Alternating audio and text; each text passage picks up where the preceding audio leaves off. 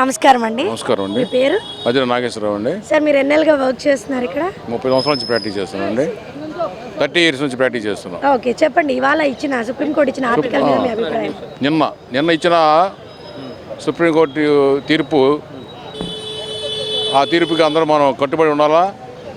ఆ తీర్పు ఇంతకుముందు ఎప్పుడో రావాల్సిన తీర్పు అది చాలా లేటుగా వచ్చింది. సుప్రీంకోర్టు వారు ఇప్పుడు కళ్ళు తెరిచి ఈ రాజకీయ నాయకులు నేరాలలో పాల్గొని శిక్షలు పడి అయినా కూడా వాళ్ళు పార్లమెంట్లో చట్టాలు చేసే విధంగా మంత్రులు, ప్రధానమంత్రులు, హోమ్ మినిస్టర్లు అవుతున్నారు. అదేవిధంగా సుప్రీంకోర్టు మార్గదర్శకాల ప్రకారం మన ఇచ్చిన తీర్పు ప్రకారం ఈ రాజకీయ నాయకులు శిక్షలు పడ్డ వాళ్ళు జీవితకాలం రాజకీయాల్లో పాల్గొనడానికి అనర్హులు అనే దాని మీద అది మంచి అభిప్రాయం. ఆ విధంగా సుప్రీంకోర్టు తీర్పు ప్రకారం కట్టుబడి ఉంచితే ఈ సమాజాన్ని, నవ సమాజాన్ని, సమాజాన్ని స్థాపించడానికి ఒక అవకాశం దొరుకుతుందని నేను తెలియజేస్తున్నాను. Thank you sir. Thank you. నమస్కారం అండి. నమస్తే అమ్మా. మీ పేరు? నా పేరు చవాబాబురావు. ఓకే, ఎన్నేళ్ళుగా వర్క్ చేస్తున్నారు? నేను 10 ఇయర్స్ నుంచి చేస్తా ఉన్నాను. సుప్రీంకోర్టు ఇచ్చిన ఆర్టికల్ని మీరు ఏ విధంగా యాక్సెప్ట్ చేస్తున్నారు? అది సుప్రీంకోర్టు ఇచ్చిన ఆర్టికల్ చాలా మంచి పరిణామం. ఎందుకంటే నేరస్తులు ప్రస్తుతం ఉన్నటువంటి సమాజంలో రాజకీయాల్లో ఉండి చట్టాలను వాళ్లే తయారు చేసే స్థితిలో ఉన్నారు కాబట్టి అటువంటి వారిని తీసేయటానికి సుప్రీంకోర్టు ఇచ్చినటువంటి తీర్పు చాలా మంచిది, శుభపరిణామం.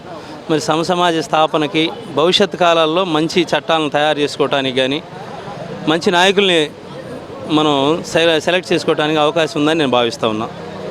Thank you so much. Thank you. నమస్కారం అండి. నమస్తే అండి. మీ పేరు? శాశ్కిరావు, గండికోట. ఎన్నేళ్ళుగా వర్క్ చేస్తున్నారు? 10 సంవత్సరాల నుంచి గుంటూరు బార్ అసోసియేషన్లో పనిచేస్తూ ఉన్నాను. సుప్రీంకోర్టు ఇచ్చిన ఆర్టికల్ మీద మీ అభిప్రాయం? సుప్రీంకోర్టు తీర్పు అనేది ఈ రాజకీయ వర్గాల్లో కలకలం రేపింది.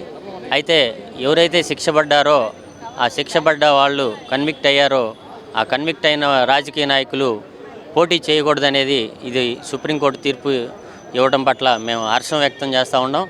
మేము గతంలో కూడా చాలాసార్లు చెప్పాం, కన్విక్ట్ అయ్యి శిక్షలు ఉన్నవాళ్ళు రాజకీయాల్లో పాల్గొనకూడదు, రాజకీయాల్ని కలుషితం చేస్తున్నారని చెప్పి గతంలో చాలాసార్లు అనేక సార్లు మేము చెప్పున్నాం.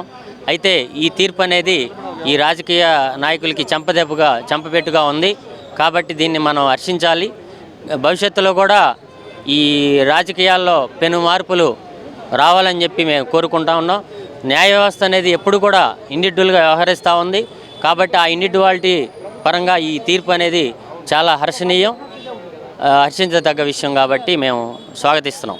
Thank you sir. Thank you so much. Thank you అండి.